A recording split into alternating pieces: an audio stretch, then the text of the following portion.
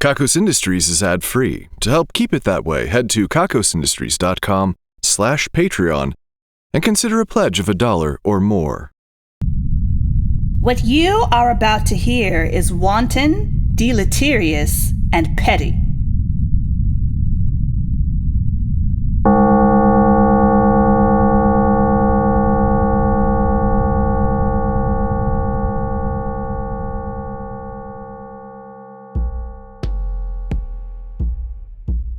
Hello and welcome to the Kakos Industries corporate shareholder announcements. At Kakos Industries, we help our clients, and through trickle-down evil, everyone everywhere, to do evil better. My name is Corin III, and I am CEO here at Kakos Industries. Last time, shareholders, I recounted for you the end of the saga regarding the rogue sex robot. The new one. I know there was one a while ago, but this one was different. Suffice it to say that it was not exactly what you would call a bonding moment, and Soundman Steven and I are still having trouble making eye contact. Once you've seen someone in a situation like that, you know them in a way that perhaps you didn't want to. I am glad that it didn't happen during a broadcast for that reason. What's that, Soundman? Yes, I know what jinxing is. Okay, fine, I'll knock on wood. It's not going to happen just because I said so, you know. And Soundman, I know that you are a professional and you would do the right thing and mute the audio were such a situation to arise. I know your job is to faithfully broadcast the announcements. How do you define announcements, Soundman? Obviously anything relevant to my notes here, and then you can be selective about the rest. Soundman, I can confidently say that if I am ever in the throes of ecstasy sitting in this chair, I would expect that you mute the mic. Right, I suppose you might have done that before. Okay, I'm glad we had this chat. You will mute it, right? Okay, just checking. You have to. Well, here's to hoping that the situation doesn't arise, shareholders. We have had some developments with regards to the cult of OA and the rogue members of the Division of Erotic Experiences. The members of the cult who were at all associated with the branch that worshipped this sex robot have gone back into hiding. This is, of course, a thing that we will never truly be rid of. But not having an active outbreak of doomsday sex cult behavior is preferable. The people we have in custody have been isolated until the therapists can get them successfully deprogrammed. We are still looking into how the robot was able to get into people's heads, but so far it appears to be an extremely complicated form of wave manipulation that can have very specific effects on cells in certain regions of the brain.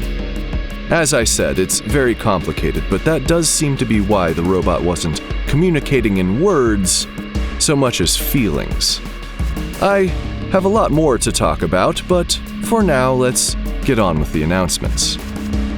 Today's broadcast is coming to you from Cuddly Earwigs. You have probably heard at some point the old tale that earwigs get their name from crawling in ears, which they are extremely unlikely to do. Well, most of them are. These ones, they love crawling into ears, but only because we engineered them to be like that. At the appropriate time, this earwig found its way onto your body and then into your ear. You might be thinking, well, thank evil it's a robotic earwig and not a real bug in my ear right now. If so, I have bad news for you. These earwigs are in fact real earwigs. They are bugs in your ears, and we made them into antennae for these announcements. This radio comes to us from a collaboration between our division of ears and Hedda's wigs. You might be thinking that only one of those two groups sounds like they have anything to do with radios or hearing. But Hedda has a lot of interesting hobbies in addition to wig making. I am told that the audio quality is a bit squishy with some high-frequency chittery distortion. That being said, you should be able to hear me just fine. That is, if you're a shareholder. I have to emphasize that these announcements are strictly for Kakos Industries shareholders, and if you aren't one, then this earwig is about to burrow even deeper through your eardrum, where it will then eat your brain from the inside. But don't panic.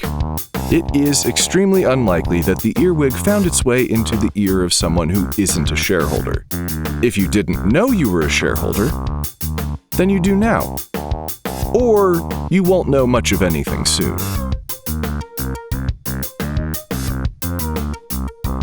We recently had the Festival of Self-Love. After the Rogue Sex Robot and Rogue Division of Erotic Experiences members gave many in the building an unexpected and very public experience of erotic ecstasy, we decided to tone it back a bit for this installment. We waited until all of you were in private before we cued the moment. You were alone somewhere, which was beneficial because what we engineered next was a toe-curling, scream-out-loud completion that may have left you panting and disoriented. We didn't do this through mind control, just through subtle suggestion. You saw what you needed to see, you heard what you needed to hear, and then you felt what you needed to feel to bring this about all on your own. Thank you for celebrating with us, shareholders. Coming up, we have the Pajama Festival, the Festival of Brightly Colored Hats, the Festival of Toast, and the CEO Festival of the Dance. Being that the first three festivals on the list are left over from some strange coincidences some years ago, we're not investing as much in them as we could.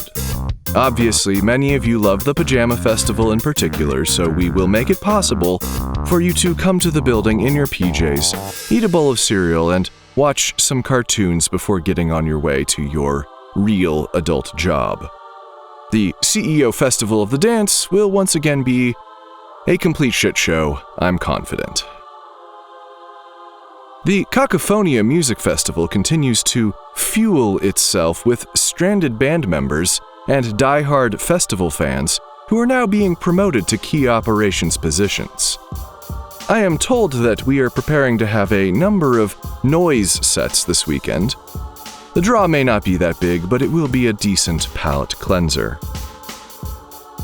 I had a brainwave a few weeks ago, shareholders, and I decided that since I can't read the archives and learn everything I need to know without risking serious madness, I should instead delegate the task. You might be wondering who I could delegate this task to, and the answer is almost anyone, as I am the CEO of this company. That being said, I prefer not to go too hard against anyone's job descriptions. People get cranky when you do that too often. And also, this job is dangerous. I prefer not to think of employees, even new employees, even employees who have proven themselves useless time and time again, as disposable. And also, Violet has reached her maximum exposure for the year. So, I asked the Tabithas, not the clones, the other ones, the ones that have adopted the name and ambitions of the clone Tabithas. There's a lot more of them. At first, one of the lead Tabithas asked me why she would do any actual work for me. Of course, I remember that the Tabithas who work as my secretaries rarely do any actual work. Well, except for the one who does, but I think her name is a coincidence. I should probably look into that. My plan could have been foiled right there. They are only interested in crossing sexual boundaries with me and not with anything job-related. But this is where the second part of the plan comes in. I told them that it was a dominance thing. I told them that they had been very bad and needed to be punished. And the way I was going to do that was by bringing them to the brink of madness. Just the brink. I believe there's a term for that. The lead Tabitha thought about it for a moment and decided that did sound kind of sexy. And then she brought this to the rest of the Tabithas. They apparently had a big meeting. There was a vote. I won. The next day, the archives were packed with oddly dressed people named Tabitha. I say oddly dressed. It was a combination of basically every costume you could purchase from a sex shop. We had some schoolgirls, we had latex catsuits, we had regular catsuits, I guess. Some nurses, some police officers. That last one freaked some people out. As a rule, we don't let cops in the building, and probably not for the reason you might think. Sure, we have a lot to hide from various government authorities, but also, we don't just let the competition wander around the building. Anyway, I'm getting off topic. The Tabithas started to do research for me.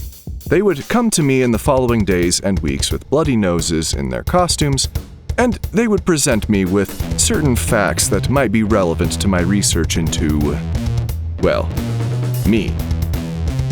I had to have yet another Tabitha filter the information.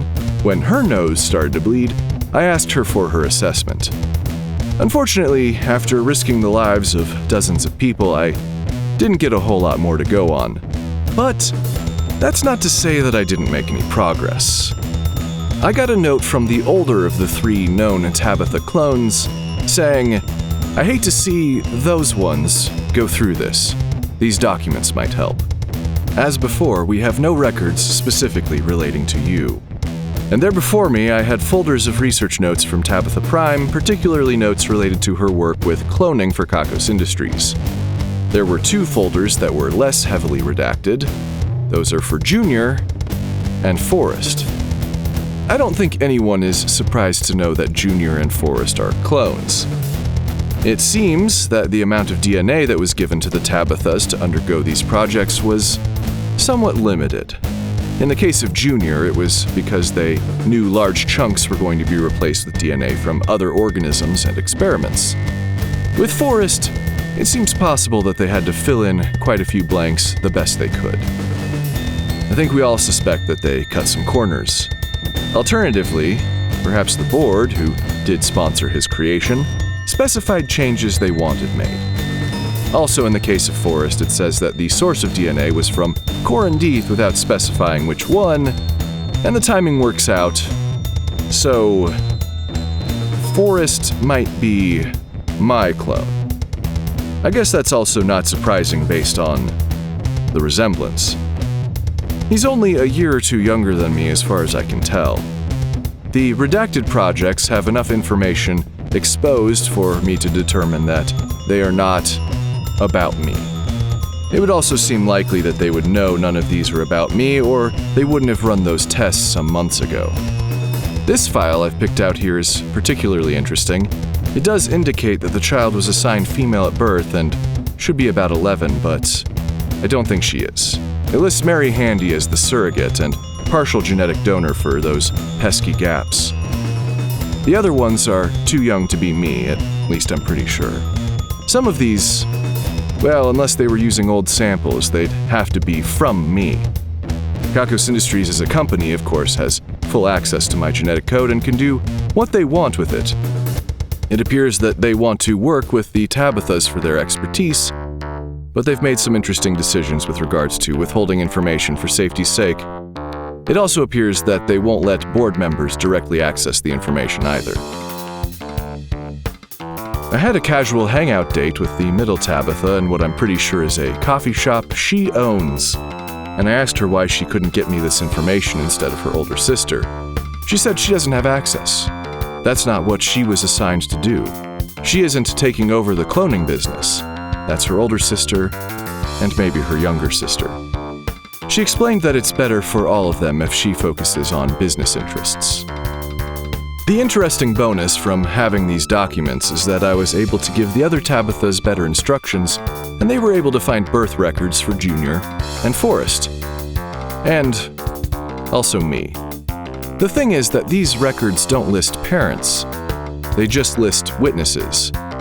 In all 3 cases, they just list my grandfather and Grace. Not much to go on, but it's nice to have confirmation of your birthday, I guess. Corin. Oh, hi, Junior. Are you here to scold me for continuing to search? I should be, but I am not. Oh, what's going on then? I heard you have lab notes. I do. Which ones are you referring to? Which ones do you think? Right. Here's your folder. Don't you know all of this already? I know that I was modified. It's obvious to anyone with any external senses of any kind that I was modified, but there are details I do not know. Aren't you concerned that this might be dangerous? All the warnings you gave me about learning too much. Any of that coming to mind? There are things I need to know, Corin. This is different. You know what you are, even if you don't always know who. I, on the other hand, only have hints and suspicions. You don't know what else was in the mix. Not everything. They wanted to make me evil, of course, which I am. More evil than you by a long shot, but as I understand it, this was less of a science and more of an art form. Anything jumping out at you? Rhinoceros! I fucking knew it. Why? That's private. Oh, okay. There are a number of experimental gene constructs here. I may be able to find the original studies, maybe even the original scientists. Some of these references I've seen before, perhaps in the documentation for the little ones. You might be more closely related then. It is likely that they represent updated versions of the constructs they used to make me. We will always be related in spirit, but perhaps there is something to learn from the family tree after all. What is it you think you're going to learn? Corin, when you go to a doctor, they know basically what's going on with you. You're human. We assume. You're human. I know that much. Anyway, when I go to the doctor, when I have a problem of any kind, I certainly have access to amazing minds that can do amazing things within the realm of medical science, but to say that they actually know what they're doing, that would be difficult. I had an issue with my elbow some years ago. Now I have this long scar. It would seem that my elbows work differently enough from standard human elbows, and they had to keep cutting just to figure out what was going on. And with this information, you might have more to go on. I suspect it will be important in the future. I have been lucky with my health thus far, but who knows what will happen. I didn't know that this is what I was looking for, but I guess I'm glad I found it. I've done a similar workup for the little ones. The more information they have, the better. My documentation was older and harder to find. I'm assuming the Tabitha records are more easily searched than the Kakos Industries archives. Thank you, Corin. I'm glad I was able to help. Do you suppose we should give Forrest his info as well? What? No. Fuck that guy. That was my thought. Let me see his file. Maybe I can find the experiment that led to nuclear-level smugness. Have a look. Well, that's interesting. I know. This is all normal stuff. Normal human stuff. Yeah. So he's just like that. Apparently. Is this a nurture thing? No idea. There might be something redacted that makes more of this make sense. It is somehow more horrifying if he's just like that. I agree. He might be a straight-up clone. It's possible. That must feel strange. It would lend credibility to the old man's resistance to letting the board raise an heir to the company. Fuck. But not for the grace of, something, I suppose. Potentially the grace of grace. Right. Well, thank you for these documents, Corin. There is certainly not generations of medical evidence about beings like myself, but this is more information than I had. I honestly thought you had it, or I would have said something sooner. Yes, of course. I have much to consider. Goodbye for now. Talk to you soon. It's time for today's Q&A segment. Your question is, where is the most dangerous place in the building? That is a highly contentious question. And I don't hope to be able to give you a comprehensive breakdown. I can only mention some of the most dangerous right now. Tomorrow, anything could change. A leading contender for the most dangerous place is the nuclear catastrophe basement where we had a minor meltdown some years ago. The elevators skip it entirely, there's a long hallway taking you some kilometers away from the building proper, and it is completely sealed off, so it's not easy to get in there. But if you did, it would be really bad news. There's also the garbage destructor, which turns anything that enters it into a fine powder or sludge. Then there's Ansel Jess's office in the division of incredibly boring things. He can tell a story. Not everyone keeps their heart beating all the way through them. I have news from the division of erotic experiences. As we know, they have been working on a sex toy called the Satisficer, which is intended to be able to get anyone off any which way they desire. The issue is that this is a lot of work. Adding to the complications is the fact that they all seem to be on board with making the sex toy more reminiscent of a TTRPG OC called Xylathy the Malignatrix. Making things even more complicated, they made a baby Xylathy. I mentioned they were too quiet last time. This is why. I warned them about this and they still did it. We took the baby monster into our care where it will be raised with the other baby monsters for obvious reasons. The Division of Erotic Experiences is currently undergoing some mandatory training and re-education, and hopefully they can do what they're supposed to when they complete the courses. I'll make sure we make notes about the genetic modifications to form a medical profile for the infant. The researchers in our Hell labor camp are still trying to excavate the glowing rock fossils that were discovered down there. This will take a while. In the meantime, Meredith Gorgoro, the overseer in our Hell labor camp, has gotten back to work. She has been starting some new mining operations that are exciting for all of us. The Division of Kaiju Battle Reenactment has recently reenacted the Prophylactic Paladin versus Condoom. As we all know, Condoom is classified as a heel and isn't ever really supposed to win. The Prophylactic Paladin sealed the deal with its signature move, the Simultaneous Finisher. The audience made sure to use their designated tarps when the time came. The division of figuring out what all of these keys go to has just opened a locked mix CD. Unfortunately, the data has completely decomposed on the disc. The Sharpie label tells us it was medium jams for my medium babe. We will likely never know what that means. Perhaps we need a division of figuring out what all these words mean. I have news from the Division of Secret Societies. Winona Grimble has moved up one rank in the Miss Belle of the Ball pageant. Last time, she told us that after all of the fights, the women who compete both in terms of beauty and bloodthirstiness just sort of make out. Now that she's the next level up, apparently there are meetings about beauty standards, after which there is yet more making out. We are confident that this secret society is up to something other than hiding sapphic romances, but we haven't exactly seen the evidence yet. Gaining control over a fight club would still be worthwhile, but we'd rather focus on a criminal endeavor of some sort. It's time for today's Employee Spotlight. Today we are highlighting Vita Chantal from the Division of Collectibles for designing that new card game that has made us so much money. I'm told it's competitive and the theme is robot breakdancing. Thank you for all that you do, Vita Chantal. They say that evil once left it out all night and then put it in the fridge in the morning without telling anyone. This is things we're taking credit for now. Today we're taking credit for the voice of reason, the voice of your better nature, and the voice you actually listen to. Of course, we can't know for sure that we are responsible for these things, but we are claiming that we are, and it is in your best interest to believe us. Especially when you have a genetically engineered bug in your ear that is capable of eating your whole damn brain. Sivia has won today's Ruin a Life drawing. As a result, the life of Sivia's nemesis will be ruined. That nemesis is Musomo.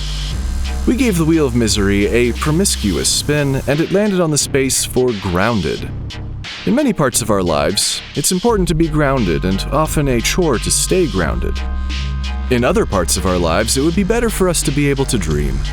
Musomo will be 18% more grounded, which is just enough to cause problems.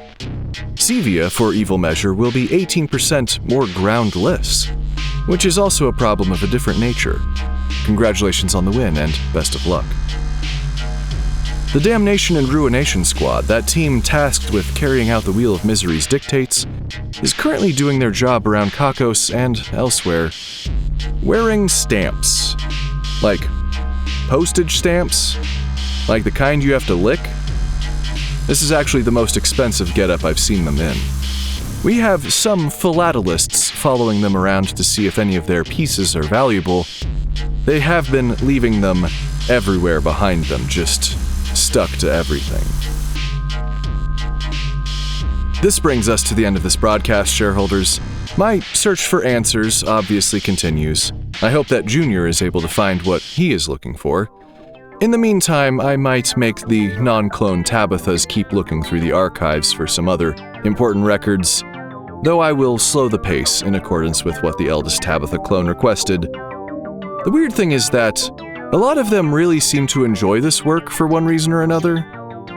Anyway, the earwig will find its way out when the time is right. The odds are very slim that this will be through your eardrum and not out the other way. The numbers are next. 18, 48, 98, 78, 8, 8, 28, 84, 4.